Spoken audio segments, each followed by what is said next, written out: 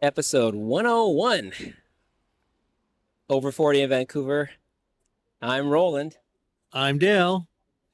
Special guest I'm Joe Planta, from, thecommentary.ca. this is episode 101 for us, but Joe has, I think it's like 22 something. 2200, I think. 2,200 and something? Something, yeah. okay, I have to ask, have you had any Pulitzer Prize winning authors on? It's, yeah, probably about 10 or so. I would 7 or think 10, so. Yeah. But you had Conrad Black, right? I did, yeah. Yeah. But he hasn't been on in about 8 years, so.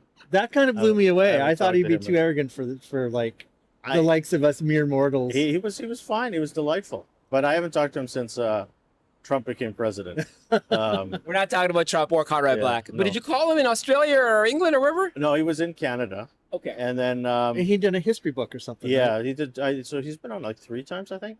And then when he came to Vancouver for the Writers Festival, I did the on-stage interview, which was the only time I've ever done. So do you have a favorite? Of 2,300 interviews Yeah, or so? yeah. Just, off the top of your head. Off the top of my head, probably when you guys were on. Oh. in 2015. Come on. Because that's the only one that That I was remember. 2015. That was December 2015. It's 10 years ago. Yeah, it was 10 years So ago. I was under 40. So I waited until I'm 43 now. So I waited until No, too much information. I waited to come on, once I'm 43, right? Our interview at your place was delightful. Like, I have never seen such a large personal library, and I loved it. And unfortunately, it's gotten bigger over the years. It's a mess now. So Unfortunately, as long as you don't have to move, it's awesome. When are you going to have the Joseph Planta awesome book sale? yeah, that's the problem. There's some books you can't part with. Yeah. But the last year, my mom's church, they had a garage or a book sale, and so I packed off about 8 boxes Oh, boxes. Yeah. of books. But then I went to the sale, and then I bought five books. So that doesn't really. You still came out ahead. Yeah. I think that's a safe topic. Let's talk about books. Do you remember a book podcast or favorite book of 2025 or 2024?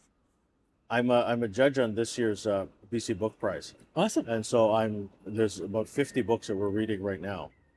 And How many books do you read a month? This is stupid of me to say, and you'll forgive me. I don't read enough because I should read for leisure, because I have to read for the show, I have to read for the awards, I have to read for things that I want to do for the show in the future. But I don't read for leisure, and unfortunately, I don't have the eye for fiction, which I think serves me ill. I think because I think if I had read fiction and enjoyed it, I think my life would be far richer. I think than just say boring history. Not that all history is boring. Interesting. So what's your favorite? You kind of dodged the question. How many books do you read a month? Probably I finish probably 4. But then I'm pretty darn juggling, good. I'm For juggling nonfiction? 8 maybe. 4 nonfiction a month? Whoa, that's a But lot. no, but that's the last month I read 1 book of poetry, which is not as long as fiction. Oh, okay. It's not a novel. No, but I So read- consider that a book. To read poetry properly for me is slow. Yeah, Like you it- do have to read it. You do have to read it 2 or 3 times. It's not like you can just whisk through the paragraph and because there's stuff you miss. It's like a movie, right? yeah. A good movie, at least. There's stuff you miss the second pass. I actually find it really hard reading poetry. It is hard, yeah, especially when I have to do an interview with a poet. But I find those interviews the easiest because you can talk about anything. So if they talk about, say, being worried about age in one poem, I should say, then you can ask them what they think about aging and why are they afraid of aging, or what have they seen in aging that scares them the most. And then that's 7-8 minutes of material that you can hear the pauses and they're thinking, and that's gold when you're doing a podcast. That's sweet. Do you have a favorite poet or poetry book? Susan Musgrave was so fun to talk to. She was baking bread, and so she was baking bread at the same time, and so she had to put the phone down, and I could hear her scraping the pan and lifting the lid and doing all that stuff. But she was someone who you could ask anything about.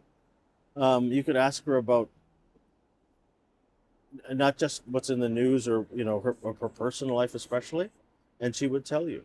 And I said poets are like that, I guess. They do it in solitude, that when they are faced with a microphone they're willing to bear all, I guess. I think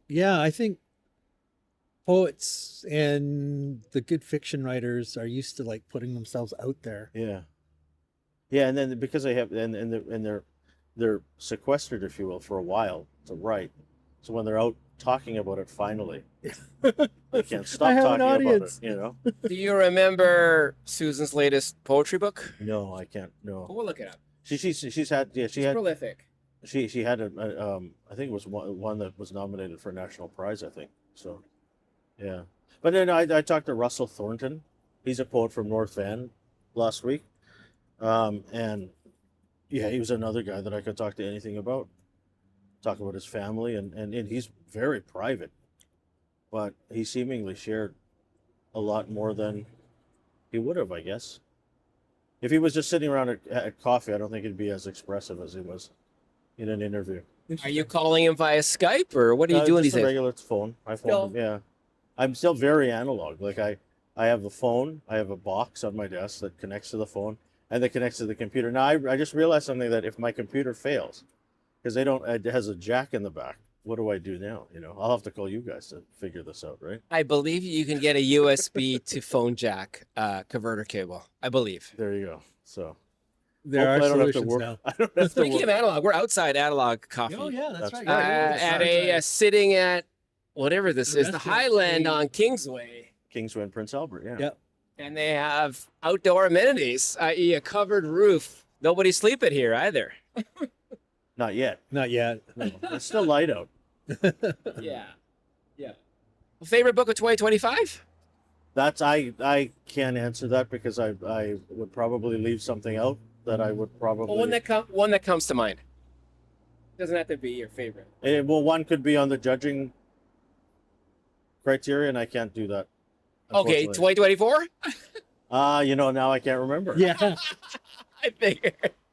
But there's one book that I always recommend to people. It's called Father Joe by Tony Hendra. Tony Hendra was National Lampoon. He was the agent in Spinal Tap, and it's a great book about his relationship with Catholicism, Nice. and being a comedy writer.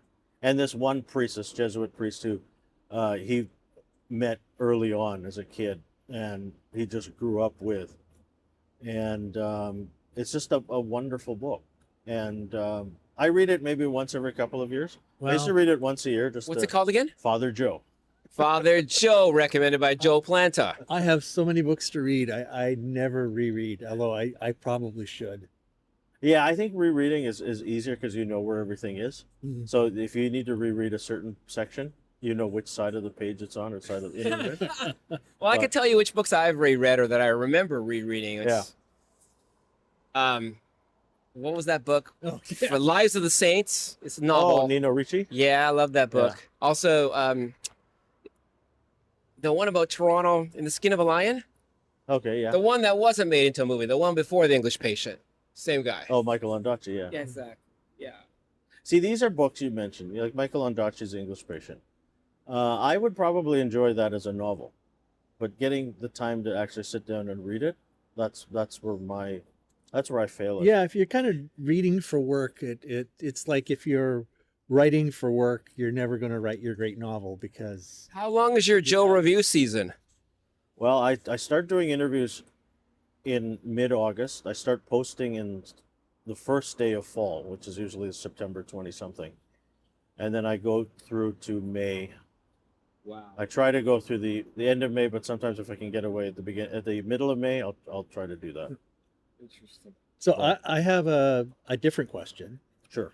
One of the things that's impressed me about you is your knowledge of British Columbia media, like a very deep knowledge going back to when I only remember kind of. I mean, I'm older than you are, but you remember the old days far You better grew than up I in do. Vancouver?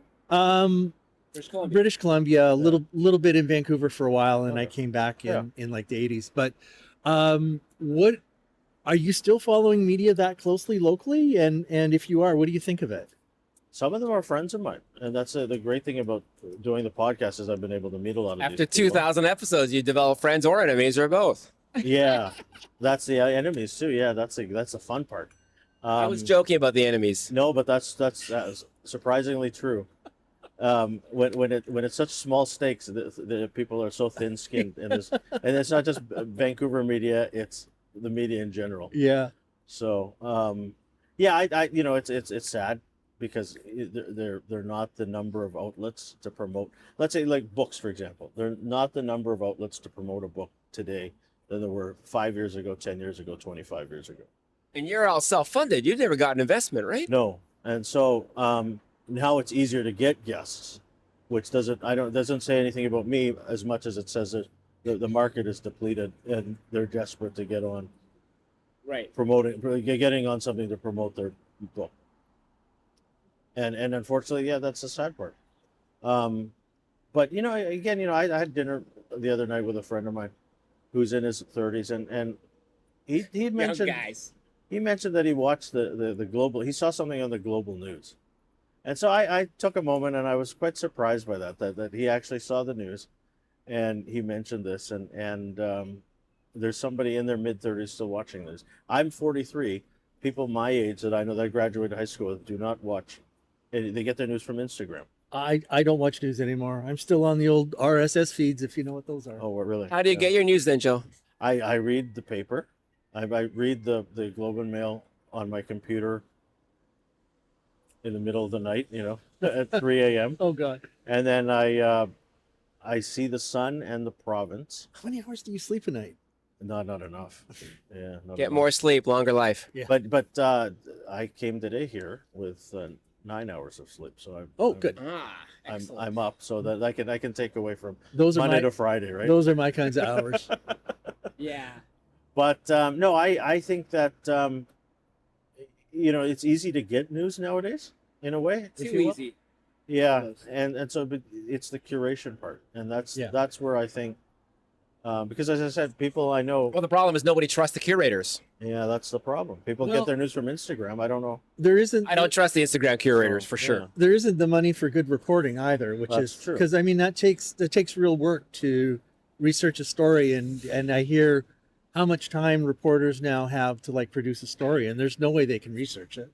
Yeah, I was asked once if I would do a segment on the early edition on CBC, like a regular segment every couple of weeks, and it had to do with I had to cover a certain beat, and I figured after a while, one of the reasons why I said no was because that really should be a beat that a regular reporter should do, not somebody from outside of the organization. Who isn't paid or is paid very little. Yeah. So Yeah.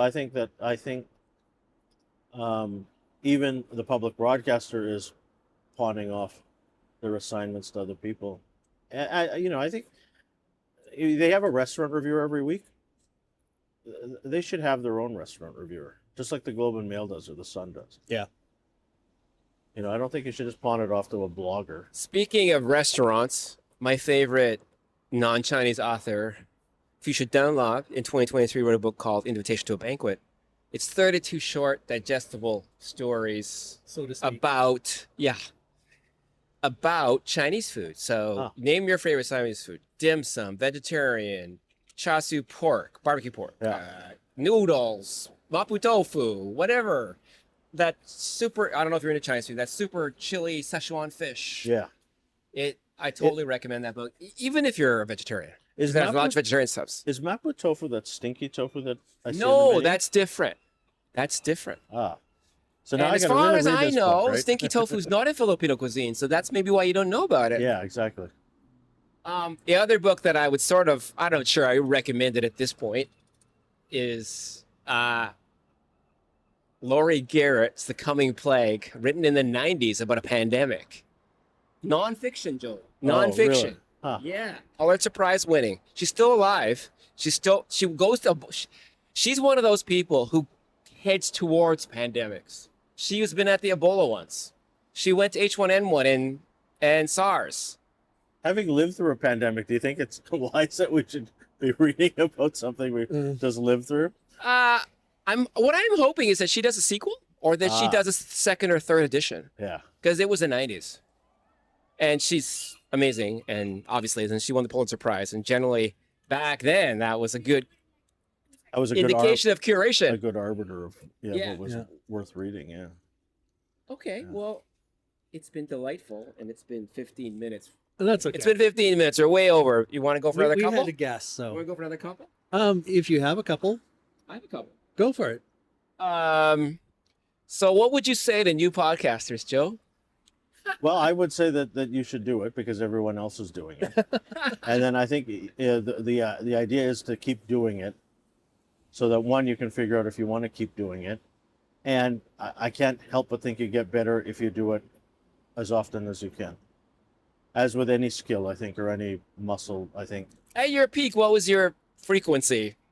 Oh, I was doing something during those months that I was on, from September to May, probably 4 a week. And now you're down to like 1 a week during the months you're on? For pretty much, yeah. There's some weeks where I skip, and then there's some weeks where it's like 4. I would be quite happy that for us to do 1 a week, but we haven't managed to get anywhere close to that. Yeah. We have had streaks, We but had yes. streaks. Well, we watched, what was that TV series? Pluribus. Ah, If there's something that we both are excited about or both willing to easily talk about. But that's also TV. schedules. see, now you're the second and third person who's mentioned that show this week. So that's a show, obviously, that I have to see now.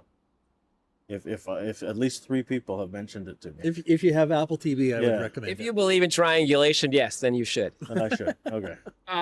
But I mean, you may not like it, but I think you will.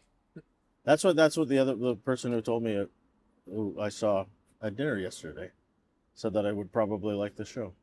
I've never watched Breaking Bad, so I'm at a I disadvantage. never watched Breaking Bad either. Neither did I. Did So, you go no. to a restaurant yesterday? I did go to a And restaurant. did you go to a restaurant that wasn't around in 2015? I'm trying to think now. I think it was around. It was Fable Diner at Main and Broadway. I think that was I there. think they were 2015. around. Yeah. I walked by there today. Did you? It's super packed for brunch. Yeah. It was full. I got there just at 6, and it was full for the hour and a half we were there. And then when we left, everyone else sort of left after that. So you go at 8 So- o'clock. You go at 8 o'clock, yeah. If they're open. So Yeah. would you recommend? What'd you eat? A hamburger and fries. It was delicious. Nice. They're solid. They've been solid Yeah. since day one. And And- that's what my buddy said. He said that he'd seen the restaurant owner on the Global News because of the closure at Broadway and Maine, and he figured that this was a place to go to. So I was happy that we were able to go But there. Yeah, I was very glad to walk by there today because I was at Lucky's Donuts at 13th of Main, which wasn't around 2015, or was it? No, it was. Yeah. And I just walked down there to look at the SkyTrain construction, and I noticed that Murmurs, which is run by a half Filipino guy, I had this kind of like, oh, I'm going to go there for chicken adobo because I've been there twice for chicken adobo. And I looked at their website and it said open at 11 on Sundays. Guess what? It wasn't open this Sunday. And Instagram didn't say they were closed. But then I was discouraged by that. Yeah. But then I walked past Fable and it was awesome and it was full and people were happy. Like, you could tell the vibe. You know, by the way, you mentioned Lucky's Donuts. They're not run by Filipino people, are they? No, Lucky's Donuts is Lee's is, and Vegas Donuts is. yes, Vegas is run by Filipino people. Yeah, this is something that I just learned like a week and a half ago. So in the last 10 years, have we the rise of Filipino donateurs? Exactly. Yeah, that's. I've never heard of Vegas Donuts. And there's another one at the it's market. for King Ed and Knight. Okay. And If then, you're not looking for it, you won't find it. I didn't Yeah. realize it was run by Filipinos. And It's in this horrible strip mall. yeah, and which is coming down apparently because you can see the redevelopment. That's where that Dutch place was. The Dutch. Yeah. Oh, the Dutch. That Yeah. yeah. Well, there was briefly a Filipino restaurant there. That's right. Yeah, there was. And I meant to go because I try to go to every single Filipino restaurant in the city of Vancouver and have failed before they go to business. Yeah. But there's also Twin Donuts. There's another Filipino donuts in the suburbs, and it's good. It's really good. Yeah, Vegas Donuts is also in the suburbs. I think they're in Coquitlam or even further than that. Port Moody, maybe? But You'll have to look at their Instagram. they seem to be doing okay there, but the building's gonna go. Like you said. Yeah, that's the problem. Yeah. I mean, It's right opposite Save On. It's in this weird triangle of, the least safe intersection of the city of Vancouver, Kingsway and Knight. Yeah. By House of Dozas, Dolce, Palette Coffee. House of Dozas was there in 2015. Dolce wasn't. I mean, a Vietnamese vegetarian restaurant? Yeah. In 2015, I would not even have No. thought that. Anyways, we should go. Well, Let's let you go. is it going to be another 10 years before No. we talk again? Definitely not. So when is your Whether it's my show or this show? Your peak podcasting season is May to when? September to May. September to. So we should catch you in July or August. I'm happy to talk anytime. It's nice to see you both. Yeah, no, it's great, and there will be no pictures. Well, we'll take a picture, a We'll take selfie. whatever you want. There was a picture on the website so that Apple can be happy. I am Roland. I'm Dale. I'm Joe Planta. Ciao,